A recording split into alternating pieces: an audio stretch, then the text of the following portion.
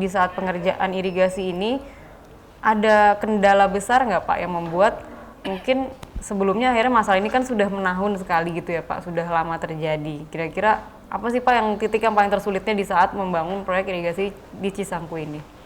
Ya memang kendalanya memang sama Mbak ya. Jadi karena proyeknya itu sifatnya horizontal project memanjang dan keterbatasan lahan yang sudah bebas, itu sehingga proyeknya memang harus mempunyai suatu inovasi atau terobosan dan menggandeng masyarakat Mbak, sehingga bisa dikerjakan. Karena memang lahan di Cisangkui itu belum seluruhnya bebas. Kalau tingkat pekerjaannya sih mungkin biasa ya, cuma tingkat kesulitan ini karena sosial masyarakatnya kan jadi ada gesekan di situ karena lahannya mau dikerjakan tetapi belum bebas. Tapi tantangan itu bisa kita jawab dengan ya secara kekeluargaan Pak. Gitu. Berapa lama tuh Pak akhirnya bisa untuk mensosialisasikan dan juga membebaskan lahan-lahan yang dibutuhkan seluruhnya tuh prosesnya berapa lama tuh Pak? Waktunya seiring dengan perjalanan proyek Mbak. Sebenarnya dari 2016 ya sampai dengan 2019 itu beriringan. Jadi lahan-lahan yang mau kita kerjakan kita bebaskan dulu baru kita kerjakan. Jadi beriring. Itu melibatkan masyarakat juga ya Pak? Melibatkan masyarakat. Berarti dengan adanya proyek irigasi ini jadi sebenarnya membuka lahan ekonomi juga buat mereka ya Pak? Betul, jadi masyarakat juga ikut berkontribusi ya menjadi tenaga kerja di proyek tersebut. Jadi ada yang golongan skill, ada yang unskill, kita bedakan sesuai speknya. Tapi kita tetap mengedepankan warga lokal Mbak. Jadi diutamakan mereka dulu ya Pak, baru ambil dari luar. Putra daerah. Ya Pak. Nah ini kan apalagi ini proyek yang sangat vital ya Pak untuk warga Kabupaten Bandung khususnya. Ini tuh sejauh ini Pak, ini kan kita sudah mulai masuk musim penghujan nih Pak.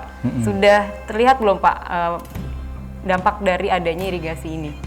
Sangat terlihat Mbak, sangat terlihat. Jadi memang bisa mengurangi atau meminimalisir untuk daerah-daerah cekungan yang ada di Kabupaten Bandung tersebut. Jadi sudah mulai berkurang. Itu, Mbak. Berarti ini bisa dihubungkan dengan tadi fasilitas mendukung bisnis itu ya Pak.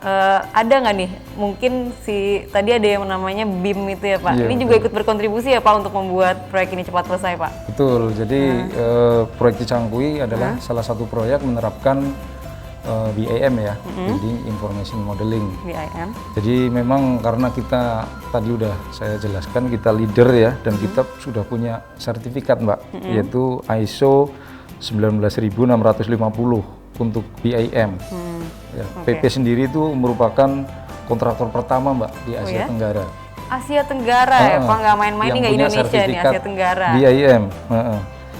Dan pengembangan implementasi BIM tersebut menjadi tingkat yang lebih advance ya, kita kembangkan dan berintegrasi dengan ERP, kemudian ada IR, VR, kemudian ada MR.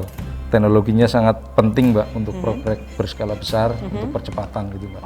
Nah ini kan tadi Bapak bilang itu terdepan dalam urusan teknologi di Asia Tenggara. Ini benchmarknya dari negara mana nih Pak? Benchmarknya dari negara Eropa mungkin Mbak ya, yang sudah melaksanakan. Karena di sana sudah mulai Kalau di Asia sendiri, di Asia Tenggara sendiri kita menjadi elite-nya lah di situ. Keren, ini membanggakan nih Pak untuk Indonesia tentunya. Berarti ini dari apa yang sudah Bapak jelaskan soal fasilitas pendukung tadi, PT PP bisa dikatakan sudah siap nih ya Pak menghadapi era industri 5.0 dengan mengedepankan teknologi, khususnya teknologi industri nih berarti ya Pak ya? Harus Mbak, harus siap. Kita harus selalu inovatif ya.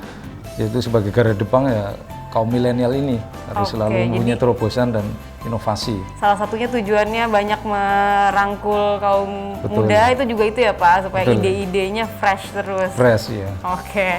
Kalau dilihat dari tadi fasilitas penunjang yang Bapak sebutkan, berarti PT PP ini udah siap sekali nih Pak memasuki era industri 5.0 dengan mendepankan teknologi, khususnya teknologi konstruksi ya Pak?